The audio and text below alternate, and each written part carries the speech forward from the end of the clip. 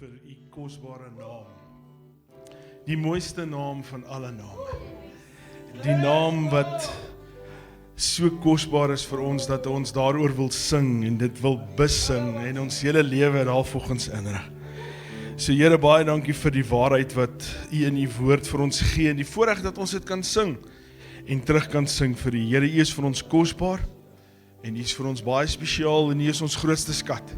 En ons wil u beter leer ken en u beter verstaan en daarom het ons nodig om weer vanmôre na u woord te kom luister. So dankie vir elke hart wat hier is.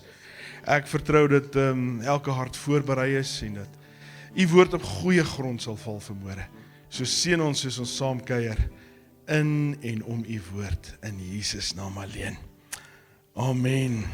Morney en sy span, baie dankie. Kom ons gee 'n lekker handeklap. En daar val hy. Altyd lekker om saam met julle te werk en altyd kosbaar om julle gees en julle ingesteldheid vir sy gees ook te voel. Wat 'n voorreg.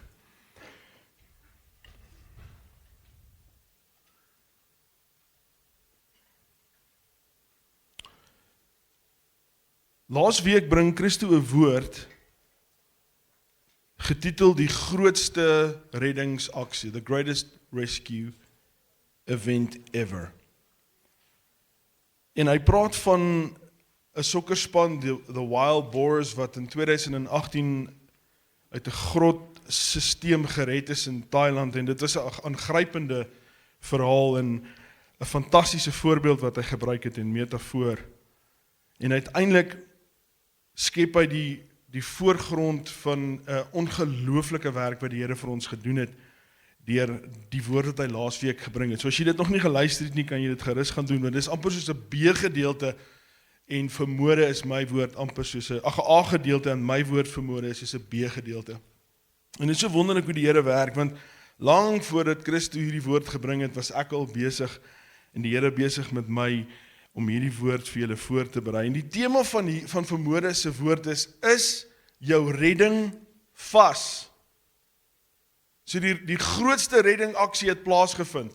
Christus het sy grootste werk kom doen. God die Vader het sy beste gestuur. En julle sal onthou as julle dit nou weer herroep of daarna gaan luister, dat Christus uiteindelik sy woord afsluit en hy praat van riglyne. Hy praat van sy gees wat op 'n manier moes verstaan het, hoorie, maar ek moet deel word van hierdie reddingsplan. En uiteindelik is dit vir my en jou nodig om te verstaan, maar wat is hierdie riglyne? Wat is dit wat eintlik hier gebeur? Want weet julle wat, hy sien ons. En Christus sluit af met die verhaal van Hagar. Ek en jy is deel van 'n verhouding. Ons is in 'n verhouding. Dis nie Jesus doen alles en ek doen niks nie. Jesus het alles gedoen. Dit is presies hoekom ons dit die grootste reddingsaksie in die geskiedenis van die mens noem. Maar wat moet ek en jy doen vanmôre? En dis hoekom ek sê, dis soos 'n skakeling van wat reeds uitgegaan het as woord laasweek en aanvullend en toevoegend is as 'n B-gedeelte. Wat is dit wat ek en jy hiermee moet doen? So vanmôre gaan ek met jou gesels oor 'n werkwoord. 'n Aksiewoord, 'n woord wat van jou en my iets gaan vra. Ons gaan moet aandag gee hieraan, ons gaan dit moet doen. Terwyl ek so voorberei, toe dink ek aan die storie van die persoon, hy sit in sy huis, sy kinders sit so om hom en hy gesels met sy vrou oor sy werk. En hoe hard sy werk is en hoeveel hy moet insit. En hoe onregverdig is die salaris eintlik. En sy klein seentjie Karel, hy is so 7 jaar oud, hoor die. En hy klim so van sy klein stoeltjie af en stap so na waar sy pa en ma gesels en hy tik so in sy pa. Hy sê, "Pappa, ek het spaargeld." En sy pa sê, "Nee, is reg, Karel, moenie worry oor nie." Hy sê, "Pa, maar al wat jy moet doen is, jy moet net 'n tand verloor. Die tandemuis betaal oornag." Dit kos ons iets om te werk. Dit kos ons iets om aandag te gee op wat ons moet doen. Nou vriende, Haggai, waar ons al vir etlike maande ons fokus op plaas, gebruik 'n woord vir dit wat ons as 'n gemeente, as 'n bouaksie of 'n boutema uiteindelik vir onsself voorgehou het, en ek wil jou weer soontoe vat. Blaai saam met my na Haggai 1:2, ek gaan dit weer vir jou lees. Maar ek gaan hierdie werkwoorde vir jou uithaal, of hierdie spesifieke werkwoord, en dan gaan ek dit koppel aan 'n baie spesifieke aksie wat ek en jy moet doen. Is ons redding vas vir môre? Goed, daar gaan hy sê, terwyl hierdie huis in pyn lê, so sê die Here van die leerskare dan, gee ag op wat julle wedervaar het. Julle het baie gesaai, maar min ingebring. Julle het geëet, maar nie tot versadiging nie. Julle het gedrink, maar nie genoeg gekry nie. Julle het julle geklee, maar nie warm geword nie. En wie hom verloon verhuur hom om dit in 'n stikkende beurs te steek.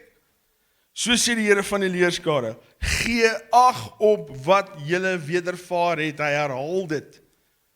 Klim op die berg en bring hout aan en bou die huis, dan sal ek 'n welgevalle daaraan hê en my verheerlik, sê die Here.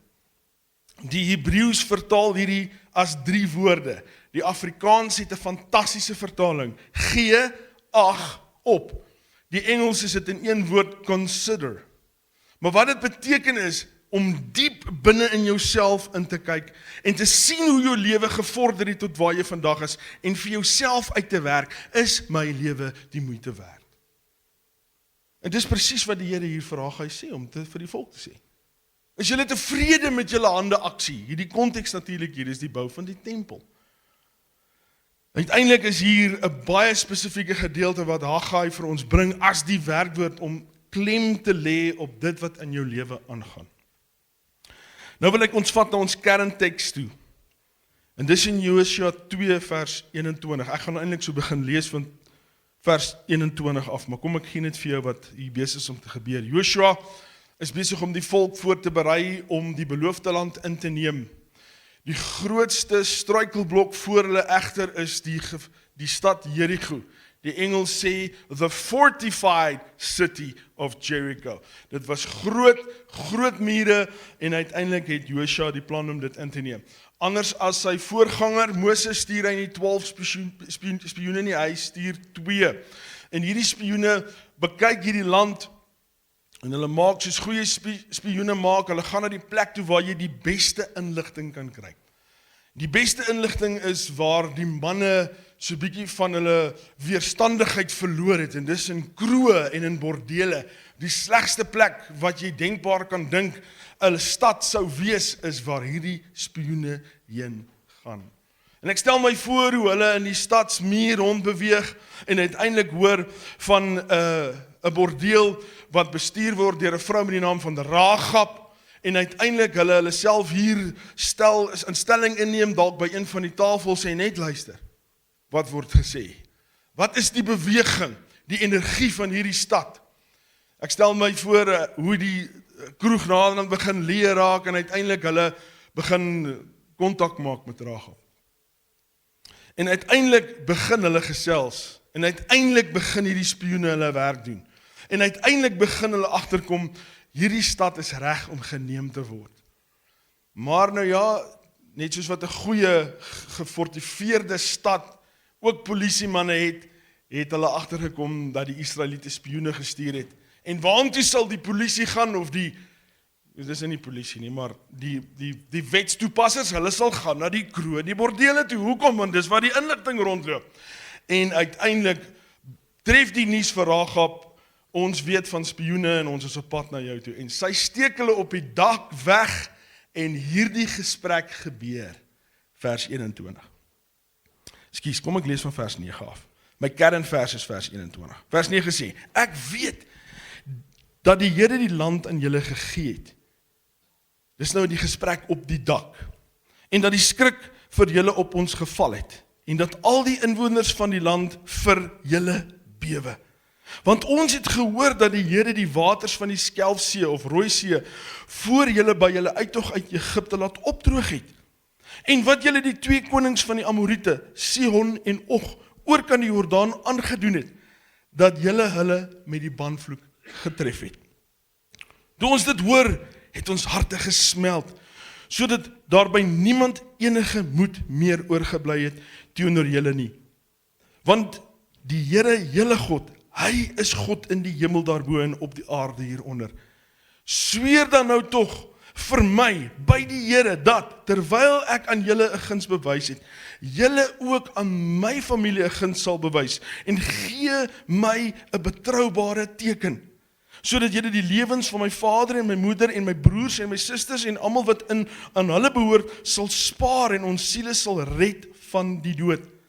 Toe sê die manne vir haar, mag ons siel in julle plek sterwe, as julle nie hierdie saak van ons bekend maak nie.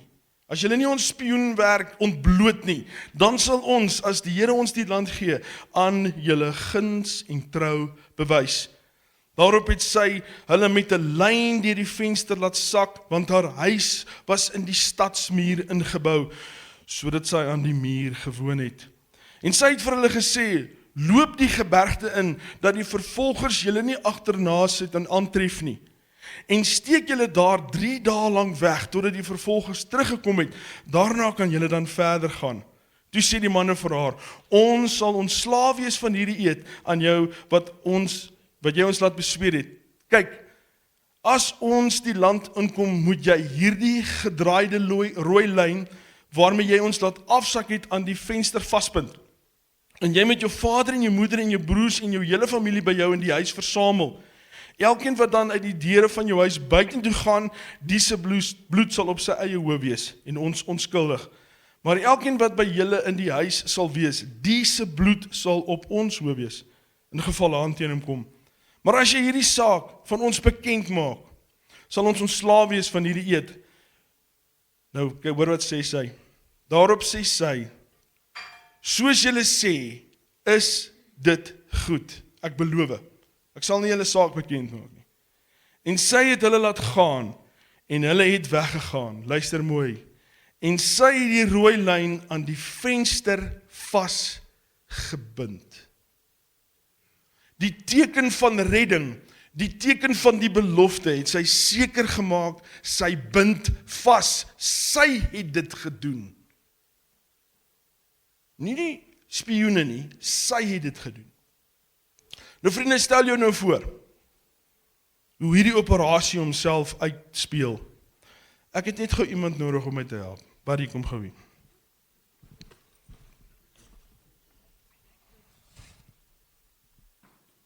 Hier is 'n rooi lyn, 'n gevlegte rooi lyn. So 'n bietjie verwelk al. Maar buddy, as jy nou hierdie tou moes vasbind, hoe sou jy dit gedoen het? Natuurlik. Die skuifknoop. Kan nêrens heen gaan nie. Dis die beste manier om iets vas te maak. Die wind kan hom nie wegwaai nie. Dis die 7 soorte knope wat jy moet demonstreer nie. Al wat jy moet doen is jy moet hom net skuif en vasmaak. Nou ek stel my voor, dankie Barry. Dis presies dieselfde wat Rahab gedoen het. Sy so vir haarself gesê het, in my vensterbank het ek nodig om 'n skuifknoop vas te maak.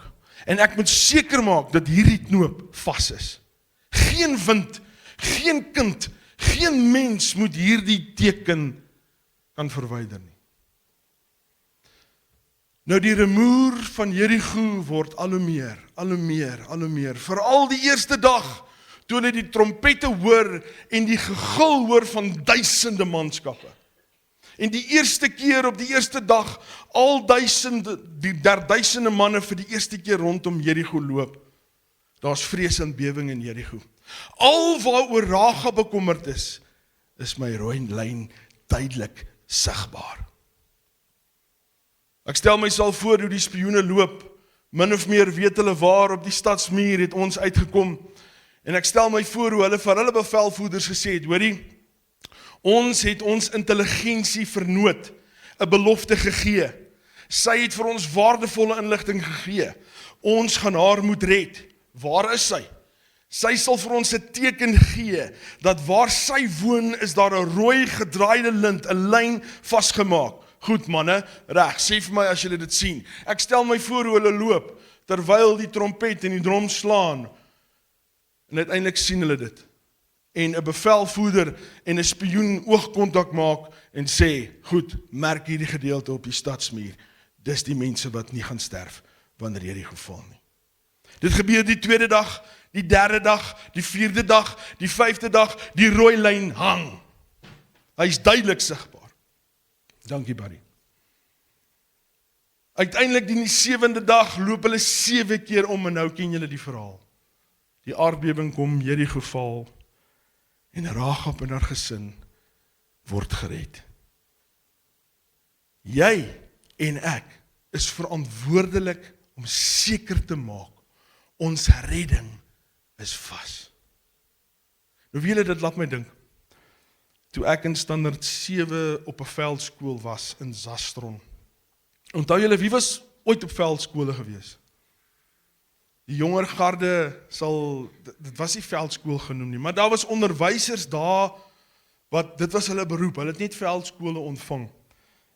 En Zastron was opgedeel in 2 areas, die skoolgebou waar die eerste kampgronde was, of kampgeriewe was, en dan die tweede gedeelte, Aasvoelkop, waar jy in die helfte van jou kamp, ek kan nie onthou of het 2 weke was nie, ek dink het was net 'n week, maar jy is 2 dae of 3 dae hier, en dan 2 of 3 dae as jy bo by Aasvoelkop. En ek onthou, ons was die eerste gedeelte in die dorp gewees self, en die meisies was op Aasvoelkop, en dan iewers in die week aan ruil ons om. Maar in daardie tyd het daar weer begin opsteek, maar ons nie veel geplaat toe ons Aasvoelkop opgeklim het nie, dit was wel toe ons af begin gaan het, dat die weer ons begin vang het en het begin reën het. En ons instrukteur of die meneer of die hoof van die veldskool gesê het, manne, vandag gaan ons nat reën. Nou as jy bo op Zastron gekom het, bo op Aasvoelkop gekom het in Zastron, dan was daar kampgronde. Daar was 'n saal, daar was 'n groot vuurmaakplek, daar was volleybalbane, is pragtig, ek sien dit so voor my. Maar dan was daar omtrent 40, soos ek het nou kan onthou, 2 man tente wat reeds opgeslaan was. Hulle so half papperig gestaan, maar dan was jou eerste taak gewees om jou tent op te slaan, of seker te maak jou tent is vas. En ek onthou baie goed, hoe dat ons instrukteur vir ons gesê het, manne, dis hoe jy 'n tentknoop maak. Ja, ek onthou my pa het my al die skuifknoop geleer en ook die halterknope. So vir my was dit maklik, ek het die knope geken. En uiteindelik sou ons dan oor en oor hierdie knoop maak om seker te maak dat jou tent staande bly. En dis presies die voorbeeld wat hier gebruik word. Rahab het verstaan hoe mense dit knoop maak, sy het seker gemaak dat haar teken duidelik is vir haar redding, en dis presies wat uiteindelik in hierdie storie gebeur. Nou vra ek myself die vraag, maar hoe sal ek weet my redding is vas? Die grootste reddingpoging het reeds plaasgevind. Christus het die wonderlikste reddingsaksieplan vir my en jou bewerkstellig. Ek en jy is lewensveranderd geïmpakteer, maar wat nou? Hoe maak ek seker ek en jy is reg? Nou vriende, hier is ons tweede teksgedeelte. En dis in Filippense 2. Nou, net voordat ek hierdie vir jou lees, net bietjie agtergrond. Paulus, die skrywer, is geweldig lief vir die gemeente in Filippi. Dis die gemeente wat hy op pad heen was, uiteindelik deur 'n visioen, toe hy en Silas op pad was Griekeland toe, verskyn die Here deur 'n gesig aan hom, deur die Macedoniese man, en sê, kom na ons toe. Dit is hier waar hy vir Lydia die purperverkoper ontmoet. Dis hier waar hy en Silas die waarsêende gees uit die jong dogter uitdryf. Dis hier waar die sakemanne wat uit hierdie waarsêende gees geld gemaak het, vir Paulus en Silas gesel en in die tronk gooi. Dis hier waar Paulus en Silas in die middernagtelike ure lofsange tot die Here aanbied, dat die Here 'n aardskudding veroorsaak en die tronk oopbars. Dis hier waar die bewaarder sê, ek gaan my eie lewe neem, en Paulus vir hom sê, moenie worry nie, ons is nog steeds hier. En uiteindelik die bewaarder en sy hele gesin by die Here Jesus uitkom en redding ontvang, en toe die stadseienaars of die stadsbestuurders agterkom dat Paulus was 'n Romeinse burger en hulle het hom gegesel sonder 'n verhoor, vir hom gesê, gee eerder net pad, loop eerder. Dit is hierdie gemeente wat hom die beste finansiëel voorsien het. Dis hierdie gemeente met wie hy intieme verhoudings gehad het, en hy skryf die volgende vir hulle. Vers 8. Ek sluit eintlik so af met vers 7. Hy het homself, dis Jesus, verneder deur die gehoorsaam te word tot die dood toe. Ja, die dood van die kruis. Daar het jy the great rescue.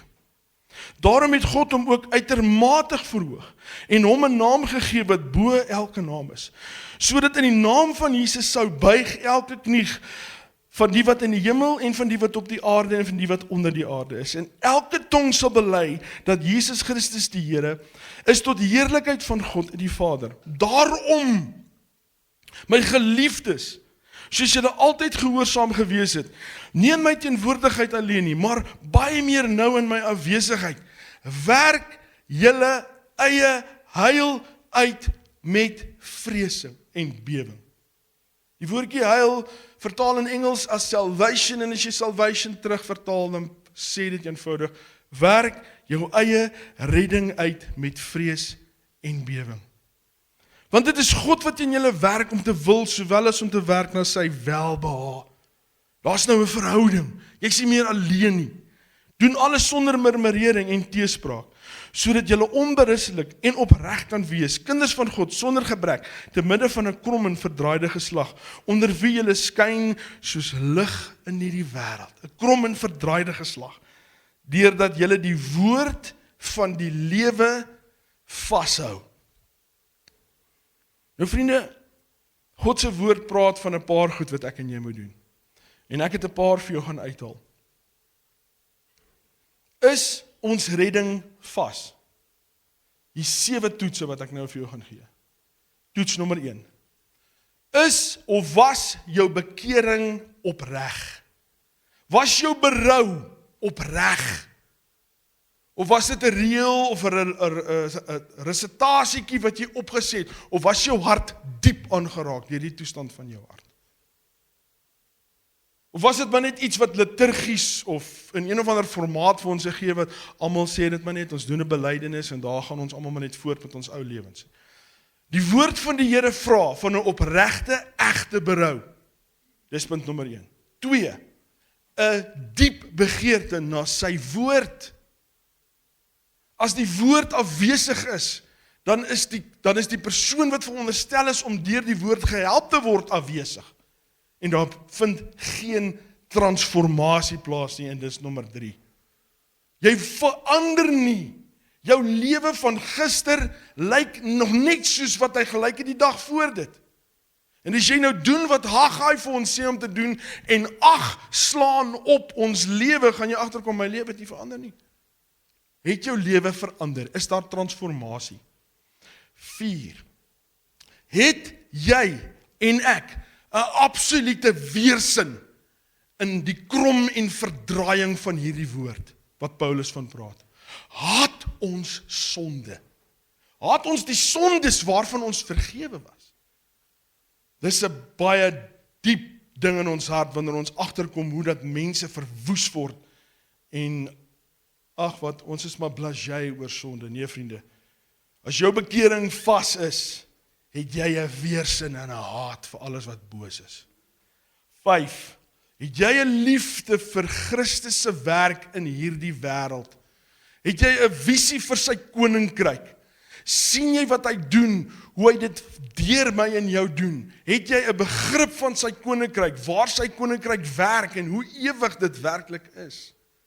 Het jy 'n liefde vir sy wederkoms? Verwag jy dit? Dis nommer 5. Nommer 6, is jy deel van 'n gemeenskap in die liggaam van Christus, waar jy ondersteuning ontvang en ondersteuning gee, waar die waarheid gedeel word en waar ons mekaar kan berispe, dissiplineer en help. Dis nommer 6. Nommer 7, dra jy en ek vrug. Wil jy weet of jou bekering vas is? Jou berou sal eg wees. Jy sal 'n liefde hê vir sy woord. Jy sal transformeer. Jy sal sonde haat. Jy sal die koninkryk sien as jou eerste prioriteit. Jy sal in 'n gemeente wees waar jy deel vorm van wat hulle doen en jy sal vrug dra. Is jou redding vas?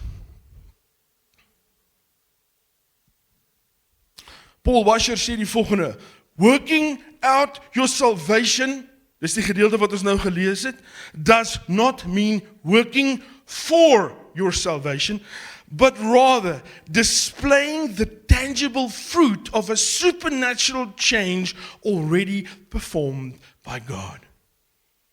Die groot redding het reeds plaasgevind. Ek het ja gesê. Ek wil uit daai grot uitkom. Ek kan nie meer daar bly nie. Dis donker, dis benoud. Ek het redding nodig. Die Here het daai werk reeds vir jou gedoen. Maar nou moet jy hard werk om seker te maak jou redding is vas. Vir Rahab was dit lewe en dood. Ek kan my voorstel hoe sy 1 keer, 2 keer, dalk 'n paar keer 'n dag net gaan seker maak het. Is die lyn nog daar? Kan hulle hom duidelik sien?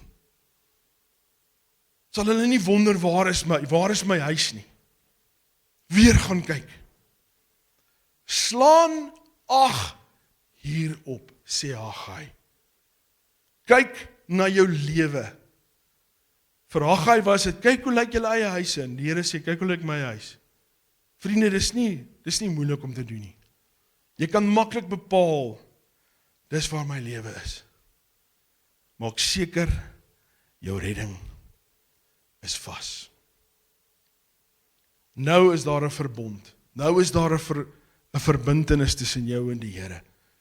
Nou begin Johannes 15 vir ons sin maak. Abide in me, as I abide in you. Abide beteken covenant. Dit beteken vasmaak. Dis nie meer die Here het my siel gered, so nou het ek vryheid om te lewe soos ek wil nie. Christus het dit reeds baie mooi geadresseer laasweek. Daar is riglyne nou. Daar is 'n spesifieke dissipline wat van jou en my geverg word. Interessant, ek luister na 'n praatjie van Paul Washer. Hy sê, meeste mense sal sê, as hulle na sy lewe kyk, miskien doen julle dieselfde met ons. Ja, Christo en Marie en Leon en Jacques, hierdie ouens, hulle se lewens is uitgesorteer. Vriende, ek wil vir jou vandag sê, dis harde werk om God se woord te lees. Dis harde werk om te bid. Dis harde werk om ander mense wat my te nagekom en te vergewe. Maar as hy vas is hy vas. En mense gaan dit sien, mense gaan die lyn sien in jou lewe. Maar moenie dink, weet jy, hierdie ouens het alles uitgesorteer nie. Dit vra dissipline, dit vra 'n werkwoord. Wat ek en jy moet doen. Is ons redding vas? Ek sit en dink hierdie week aan 'n tydperk van my lewe, net nou onlangs. Hoe dit gebeur in ons lewens, my en Marina se lewe. En ek het genuine gevoel, dit was onregverdig. Ek het gevoel in my hart, Here, hierdie is aan my reg nie. En daar was 'n murmurering, sonder dat ek het regtig agtergekom het. Daar was 'n murmurering in my hart. 'n Onvergenoegdheid. 'n Here, jy moes beter. Christus praat ook daarvan, wanneer ons nou vir die Here begin opdragte gee. Here, jy moes eindig. Gaan luister dit net, jy sal hoor hy praat daarvan. Selfde gebeur met my, nou, 'n paar weke terug. Here, weet jy, die ding is nie reg nie. Ek stap 'n lang pad saam met jou. Ek dink jy kon beter gedoen het. Vriende, in my hart kom daar so 'n gevoel van, ek noem dit sommer net eenvoudige woede, want hierdie moes nie gebeur het nie. En voordat ek agterkom, voordat ek besef, is ek klaar besig om weg te dryf. Ek is besig om hierdie tou los te maak. En een aand, as ek so besig om my eie storie vir myself te spin en vir myself te sê, yes, hierdie moes dan nie gebeur het nie, en wat ook al. Weet wat gebeur in my hart? Dis verskriklike woorde, as jy dit hoor en jy dit verstaan in jou gees.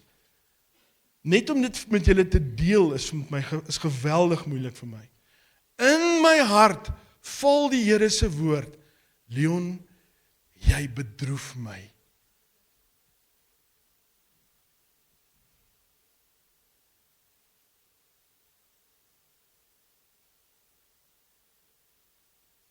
Vriende, ek wil hom nie bedroef nie.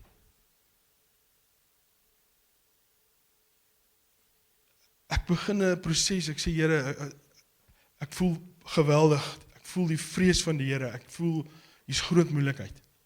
Nou die Here sien my. Hy sien my, hy help my, hy gee vir my raad en hulp. En al wat ek doen is, ek het 'n ware, egte berou. Ek val voor die Here neer, ek sê, Here, vergewe my. ek is verkeerd gewees. Maak nie saak wat die situasie is nie, ek het nie nodig om daaroor te murmureer nie.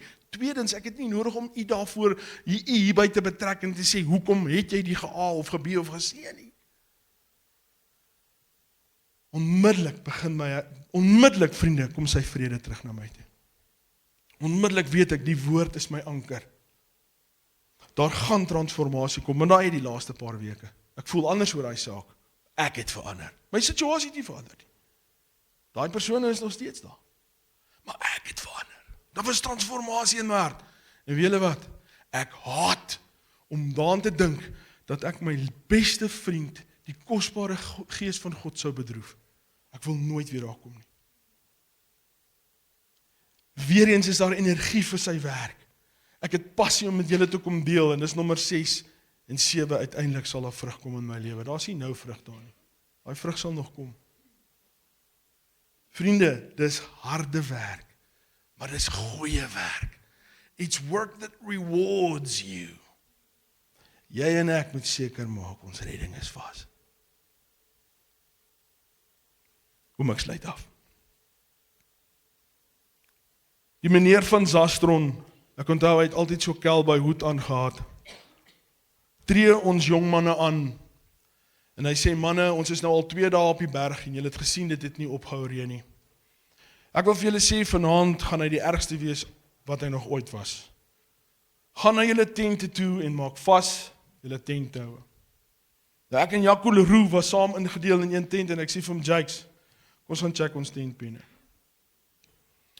Nou ongelukkig het die program nie so uitgewerk, dat ons toe dadelik die tentpenne moes gaan kyk nie, want ons het ander goed gedoen. En iewers daai aand, want daar was verskriklike aktiwiteite, ek onthou dit as na 2, is ons uiteindelik terug tente toe. En ek sê vir hom, Jakes, kom ons check nie die tentpenne. Nou reën het vriende, jy weet mos daai, as dit reën so val op 'n tent, dit reën so die hele tyd om ons.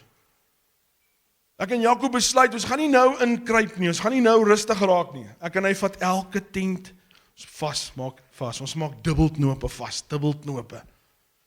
Ongeveer 4 uur daai oggend, vriende, kom daar 'n rukwind oor aasvoëlkop, en dit voel asof ons in die wind is, asof ons die wind word. Soos alles flap. Maar ons tent hou. Ek en Jaco lê maar daar, ek sê, Jakes, is erg, hy sê, joh, hierdie wind is rof. Iewers hier by sonsopkoms, want jy sien maar, as dit soms bewolk is, ons net so duisenrig, jy sien nie die son opkom nie, het word net lig. Kom ons uit, ons tente uit, vriende, toe 70% van daai tente platgevee. Hier en daar staan 'n tent. Ek en Jakes kyk vir mekaar sê, waar is al die manne? Ja, Jakes sê, ek hoop julle het weggewaai nie. Toe die meeste van daai manne, toe die wind begin waai, hulle self oorgegee en uiteindelik in die saal gaan slaap. En die hele ervaring gemis van regtig om in 'n tent te slaap, wanneer die storm jou ronddruk. Is jou redding vas? Is jou tentpenne vas?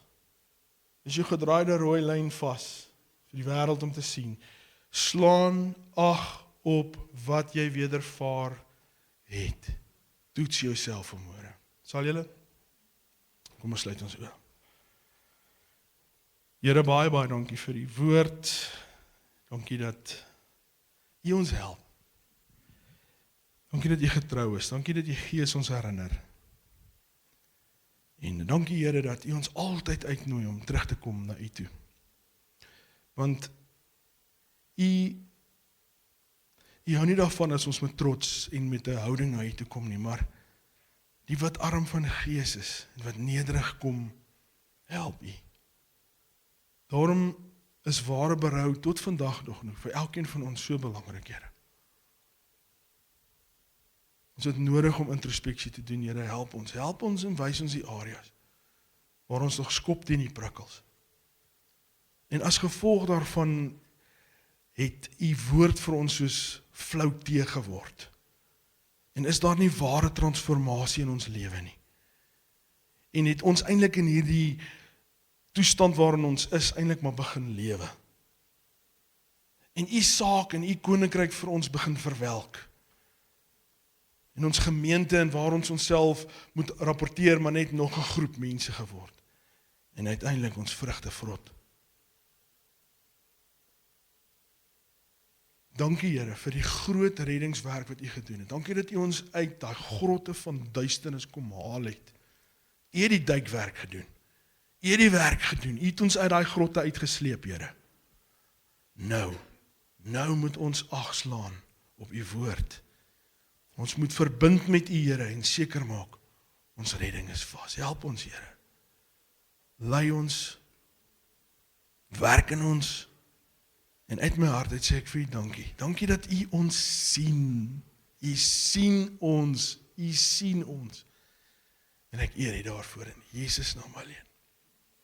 Amen.